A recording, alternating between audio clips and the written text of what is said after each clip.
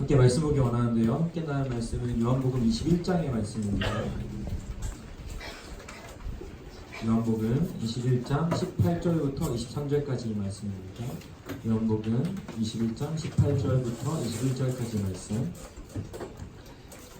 찾았으면 한 목소리로 합독하겠습니다.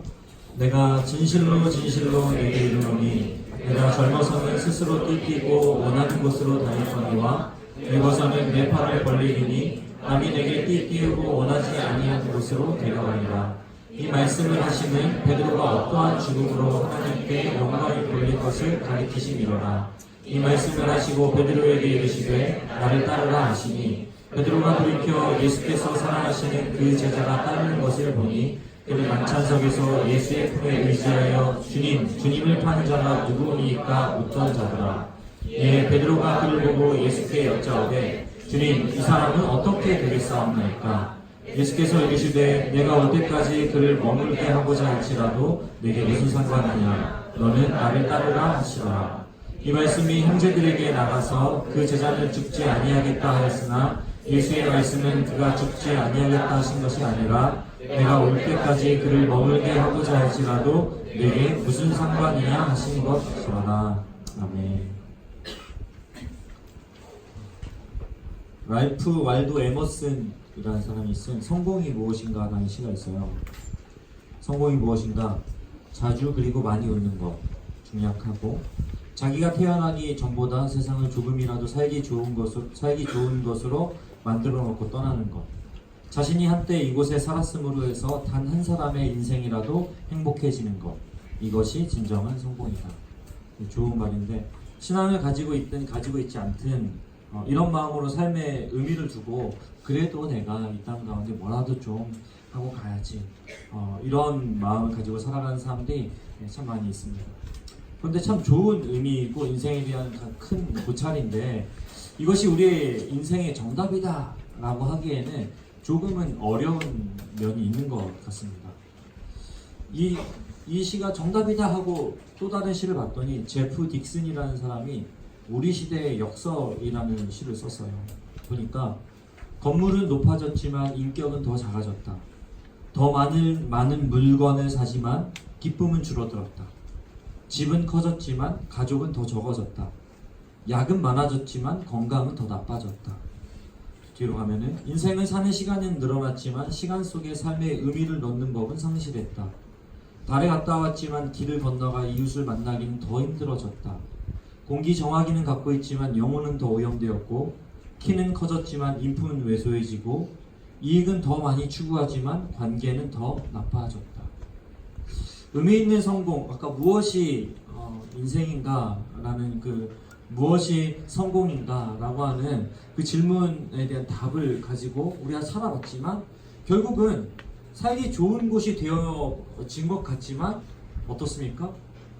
역설적으로 오히려 허탈함과 공허함을 발견하게 된 것이 우리 시대의 현실이고 역설이다 라고 하는 것, 아마 우리 이 자리에 앉은 누구나 공감할 수 있는 것 같습니다. 그래서 요즘 유행하는 말 중에 관태기 이런 말도 있고 뭡니까 제주도 가서 한 달 살기 그런 것들을 추구하지 않습니까? 사랑하는 여러분, 우리는 과연 어떻게 살아야 할까요? 어떻게 살아야 할까요? 라는 질문에 시인들은 이렇게 답을 해줬는데 예수님께서 베드로에게 이렇게 말씀하셨습니다. 나를 따르라. 어떻게 살아야 할까라는 질문을 베드로가 하지 않았지만 베드로에게 답을 주셨습니다. 나를 따르라. 근데 이 말씀을 들은 베드로는 과연 어땠을까라고 하는 것입니다.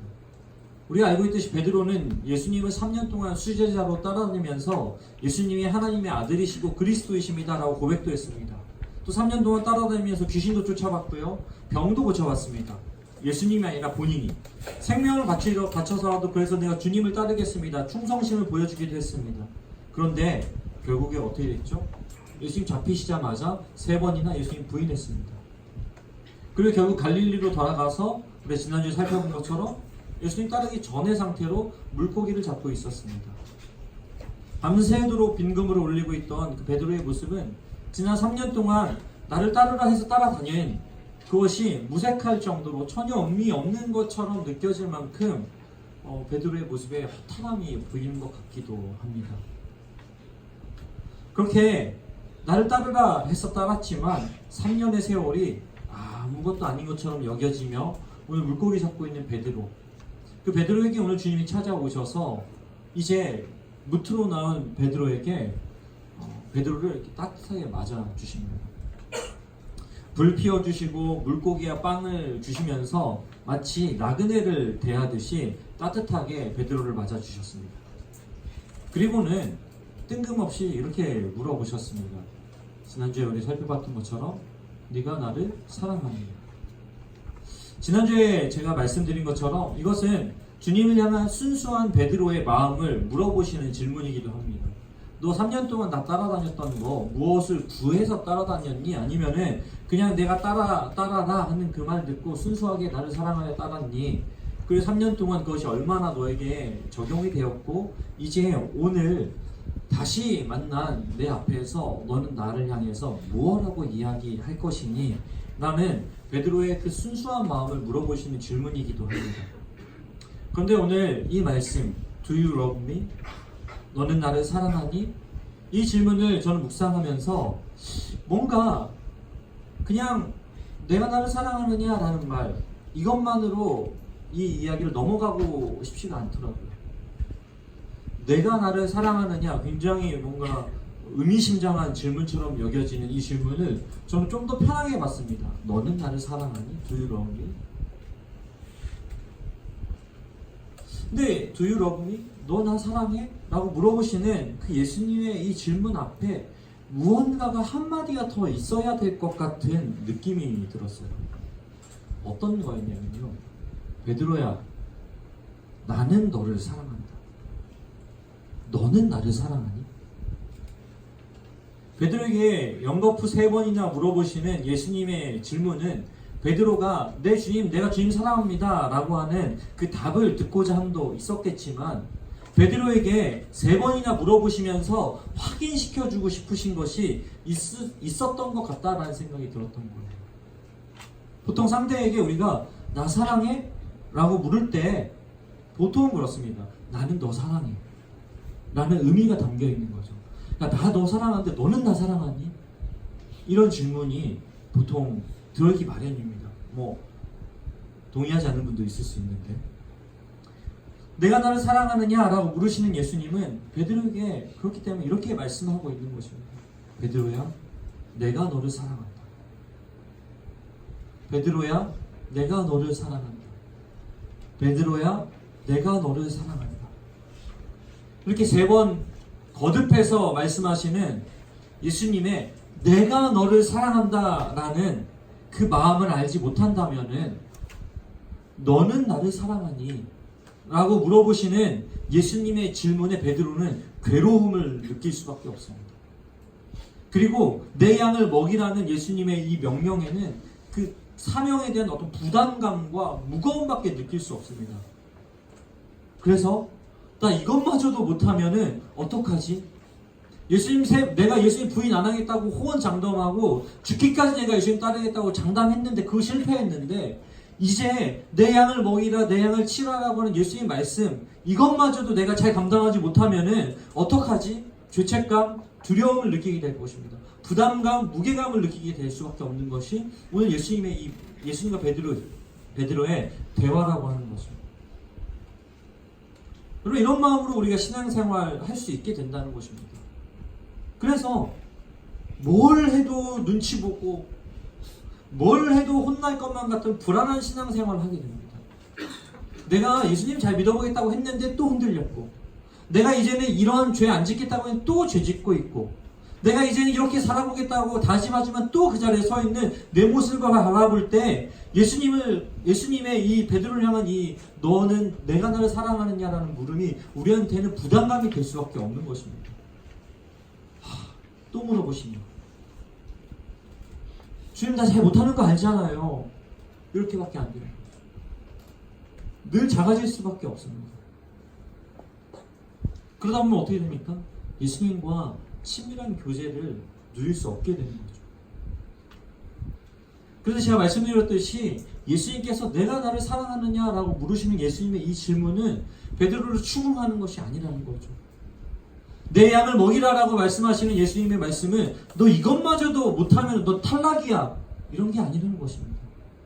예수님의 마음은 사랑이었습니다. 예수님의 베드로의 예수님에 대한 부인, 또 베드로의 실수, 그것에도 불구하고 베드로를 사랑하셨기 때문에 자신의 양떼를 맡기시면서 내 양을 먹이라, 이렇게 말씀하시는 거라는 거죠. 사랑하는 베드로야, 내가 너를 사랑한 것처럼 너도 내 양떼를 먹여라. 너도 그들을 사랑해라. 이렇게 사명을 주시는 거라는 거죠. 그리고는 이렇게 말씀하십니다. 지금까지는 네가 원하는 대로 살았을지 모르지만 이제는 그렇지 않다. 이제 나를 따르라. 정말 예수님의 사랑, 예수님의 용서, 그런 예수님의 마음을 많이 느낄 수 있는 이런 대목들입니다. 끝까지 사랑하시고 끝까지 포기하지 않으시고 기다리시는 예수님의 마음. 어쩜 우리 모두가 가져야 할 마음인 것 같습니다. 특별히 공동체 안에서 우리가 가져야 될 모습인 것 같습니다. 또 세상을 향해서 우리가 가져야 될 모습인 것 같습니다. 이 아름다운 장면에 또 우리 베드로는 우리의 기대를 저버리지 않습니다. 산통을 깹니다. 뭐라고 얘기하냐면요, 요한을 가리키면서 주님, 이 사람은 어떻게 되겠습니까? 쉽게 바꾸면요 이겁니다. 주님, 쟤는요?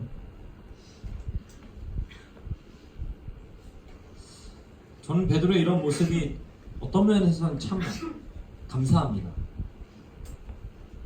이런 거잖아요. 죽기까지 따르겠습니다 하고 나서 조금 있다가 나는 그 사람 모릅니다. 예수님 부인하죠. 사람을 낳는 어부가 되리라 하고 물고기 잡고 있죠.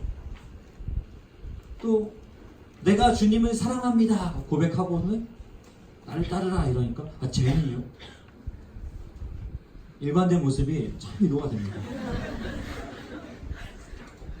놀랍게도 요한복음에서 예수님의 수제자였던 베드로의 마지막 한마디는 이거였습니다. 주님, 이 사람은 어떻게 되겠사옵니까?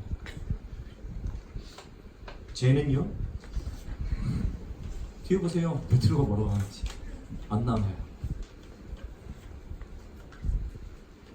예수님의 수제자였던 베드로, 결국 자신의 어떤 제자 무리 안에서 경쟁 상대를 여겼던 제자 요한과의 비교하는 한마디가 요한복음의 끝입니다.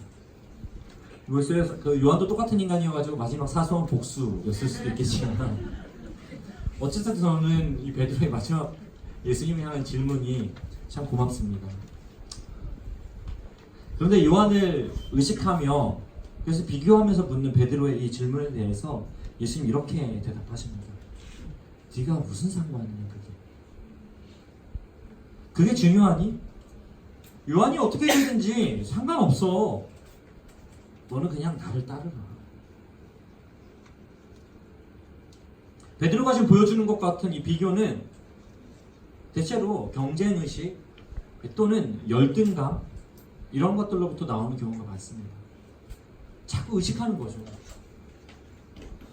우리 역시 사회생활을 하면서 경쟁에 익숙해지다 보니까 비교하고 무언가 의식하는 것에 익숙해졌습니다. 그래서 사회생활에서는 당연히 자동적으로 나오고요. 심지어는 신앙생활 하면서도 자꾸 누군가 의식하고 비교하는 것들이 자꾸 나오게 되는 거죠. 이런 겁니다. 하나님, 쟤는 적당히 신앙생활 하는데 왜 하나님마다 잘 되죠?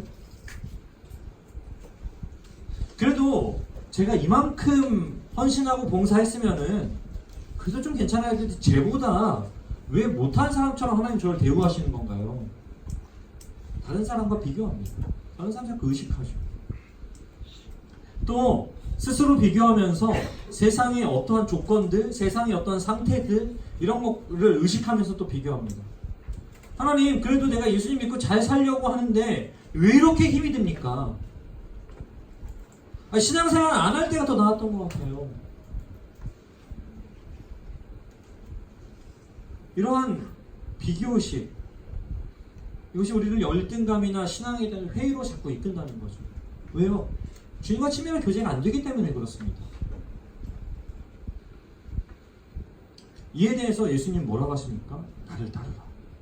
이렇게 말씀하시면서 우리의 정체성을 확인시켜 주십니다.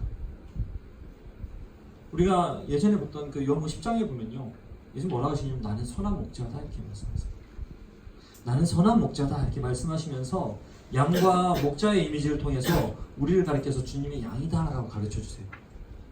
그리고 뭐라고 하시냐면 내 양은 내 음성을 들으며 나는 그들을 알며 그들은 나를 따른다.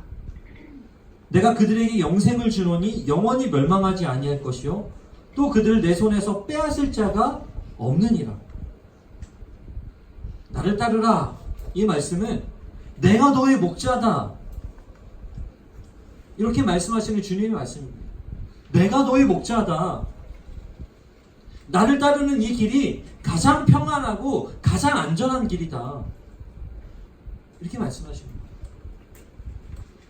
예수님께서는 베드로에게 내 양을 먹이라, 내 양을 치라라고 목자의 사명을 주시면서 그냥 해봐 하고 내동댕이 치시는 것이 아니라, 그냥 등 떠미시는 것이 아니라, 그게 뭐냐면은 나를 따르는 거야.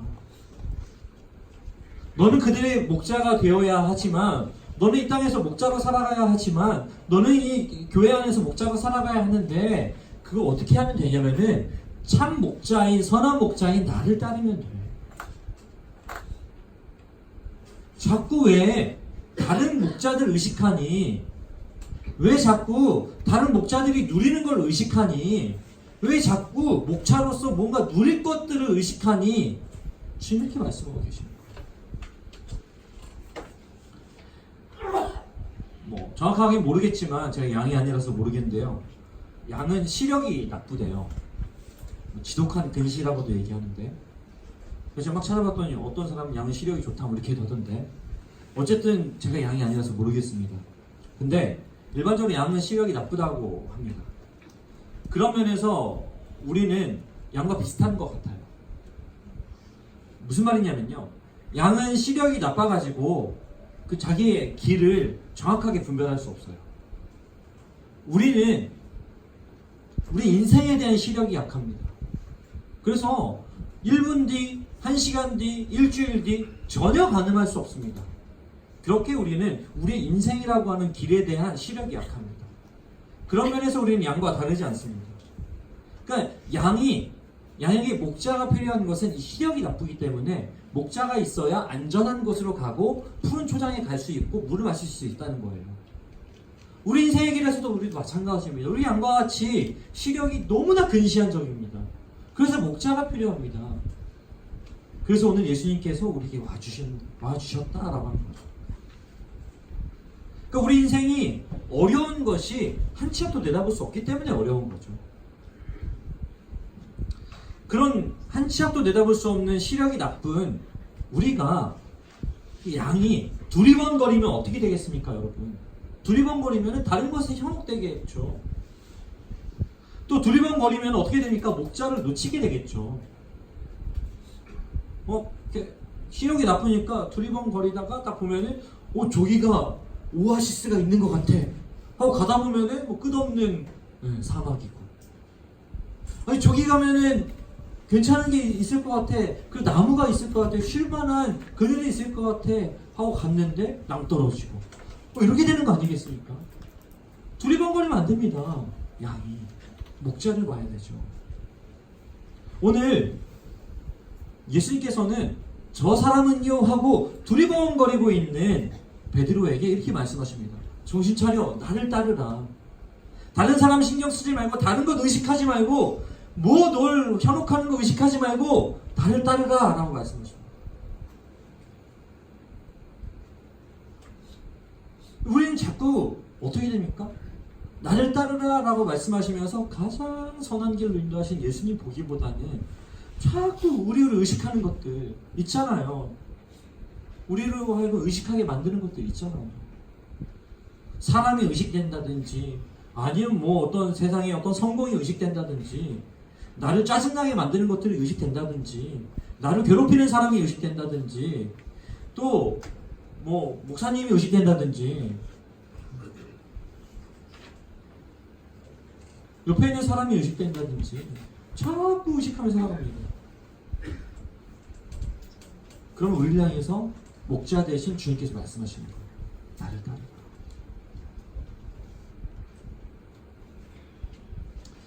근데 제자들 중에서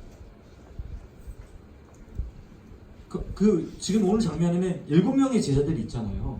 제자들 중에서 지금 베드로에게 나를 따르라 하시면서 베드로에게 너 죽을 수도 있어 뭐 이렇게 말씀하시는 장면이거든요. 그 장면에서 베드로를 딱 한 사람만 지금 주목해서 부르시잖아요. 부르시는 것처럼 7명의 제자들 모두에게 각자 다른 부르심이 있습니다. 그러니까 요한은요 이렇게 물어봤을 때 너는 제 신경 쓰지 마. 쟤하고 내가 해결할게. 이 말씀을 하시는 겁니다. 그게 너한테 무슨 상관이야. 이걸 말씀하시는 거죠. 베드로는 베드로대로 요한은 요한대로 부르신 이유와 부르신 목적이 다 달리 있다라고 하는 거죠. 물론 끝은 하나로 하나님 나라라고 하는 하나로 모아지긴 하지만 각각 하나님께서 부르시고 사용하신 게 다 다르다는 것입니다. 두 랩돈을 드렸던 과부, 그 과부에 대한 부르심이 있었던 것입니다. 또 사기꾼 같았던 그 세리 삭개오, 그 사람에게는 부르심이 따로 있었습니다. 예수 믿는 사람 박해하고 막 죽이려고 막 이를 가며 쫓아다녔던 사도 바울, 그 사람은 그 사람들의 부르심이 있었습니다. 나를 따르라 하시면서 부르시는 부르심이 다 각기 있었다는 겁니다. 오늘 예수님께서 우리를 부르셨습니다. 그래서 우리 이 자리에 앉아있는 줄 우리는 믿습니다. 여러분 모두에게 각각 다른 부르심이 있습니다. 믿으십니까? 오늘 예수님께서 여러분에게 나를 따르라 동일하게 이미 말씀하셨고 오늘 이 자리에서 저를 통해서 여러분에게 다시 말씀하십니다. 나를 따르라. 그렇게 말씀하시면서 여러분을 부르시는 여러분에게 예수님께서 원하시는 삶은 과연 무엇입니까? 자꾸 뭘 의식하고 자꾸 비교하고 그러한 것들을 예수님께서 여러분에게 원하실까요? 요한은 복음서를 쓰면서 이 요한복음을 굉장히 큰 이야기로 시작합니다. 어떤 이야기로 시작하냐면요, 천지를 창조하신 그 하나님에 관한 이야기로 시작해요. 그리고 그 하나님과 함께 하셨던 예수님에 대한 이야기로 시작합니다. 그래서 요한복음 1장은 창세기 1장과 너무 비슷해요. 크고 광대하신 하나님, 그 예수님에 대한 소개로 시작합니다. 지금 우리가 믿는 예수님이 그 천지를 지으신 하나님이다 라는 선언으로 시작하는 거예요. 그런데 그 창조주 하나님, 세상을 지으신 하나님이신 예수님이 굳이 왜 이 땅에 오셔야 했는가 라는 질문으로 시작하는 거예요. 왜 오셨는가? 1장에서 설명해 줍니다. 뭐라고요? 세상 죄를 짊어지기 위해서. 그리고 요한복음 전체를 통해서 뭐라고 설명해 줍니까? 세상 죄를 짊어지고 십자가에 달리기 위해서 오셨다. 그를 따르는 것이 막막한 어둠과 같은 죽음을 향해 다름질하는 우리가 빛 가운데로 나아갈 수 있는 길이다. 그를 따르는 것이, 이거를 가르쳐 주는 게 요한이 지금 요한복음서를 쓰고 있는 그 목적이라는 거예요. 그래서 베드로와 같이 늘 실수하고 실패할 수도 있고 여전히 분노하고 있고 여전히 흥분하고 있고 여전히 비교하고 있고 여전히 의식하며 살아가는 우리를 용납하시고 용서하시면서 나는 너를 사랑한다 라는 말씀으로 깨우고 계신다는 그 말씀을 요한이 하고 있는 거예요. 그리고 나는 너를 사랑한다 라고 말씀하시면서 제자로 다시 부르시면서 그러니 나를 따르라 라고 말씀한다 라는 것을 오늘 요한이 이 요한복음서를 통해서, 그리고 요한복음 끝내면서 우리에게 주신 메시지입니다. 뭐라고요? 나를 따르는 삶은 힘들 수도 있어. 유혹이나 시험에 빠질 수도 있어. 베드로 같지 않니? 그래도 나를 따르고 있다면 잘하고 있는 것이다. 그 끝은 죽음이라고 하는 어둠이 될 수 없다. 길은 하나님 나라에 준비된 그 방, 많은 방, 우리 얘기했잖아요. 그 매니룸스. 그 매니룸스에서 영원토록 평안을 누리게 될 것이다. 그러니 둘러볼 필요도, 비교할 필요도, 의식할 필요도 없다. 너는 그냥 나를 따르라. 오늘 그것이 요한의 복음서를 통해서 예수님께서 우리에게 가르쳐 주시는 이야기입니다. 사랑하는 여러분, 요한복음을 우리가 반년 동안 1장부터 21장까지 스킵한 부분도 있지만 끝까지 이렇게 묵상해 왔습니다. 요한복음을 묵상하면서 여러분에게 남겨지는 이야기는 무엇입니까? 하나님이신 예수님이 세상죄를 짊어지시고 우리에게 영원한 자유를 주기 위해 여기 오셨다.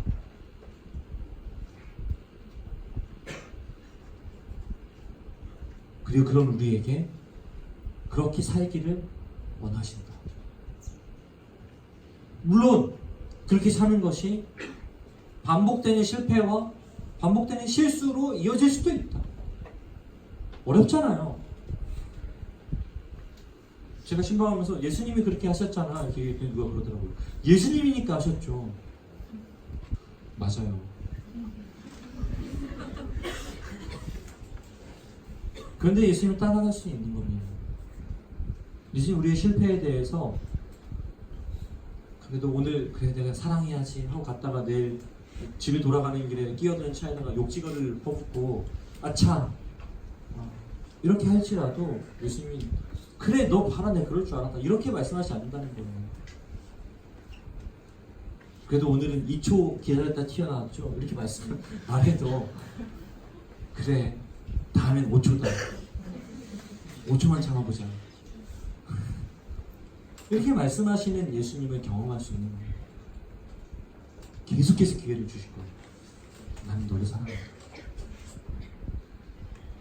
그래서 뭐라고 해요? 그러니까 나를 따르라.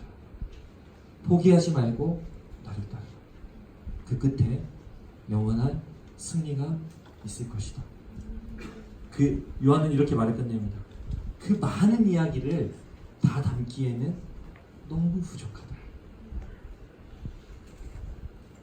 그게 어디에 담겨있냐면요 세상 만사에 담겨있고 오늘 예수님을 따르며 살아가기를 다짐하고 한 걸음 한 걸음 묵묵히 목자 되신 예수님 따라가는 우리의 인생에 담기게 될 줄로 믿습니다.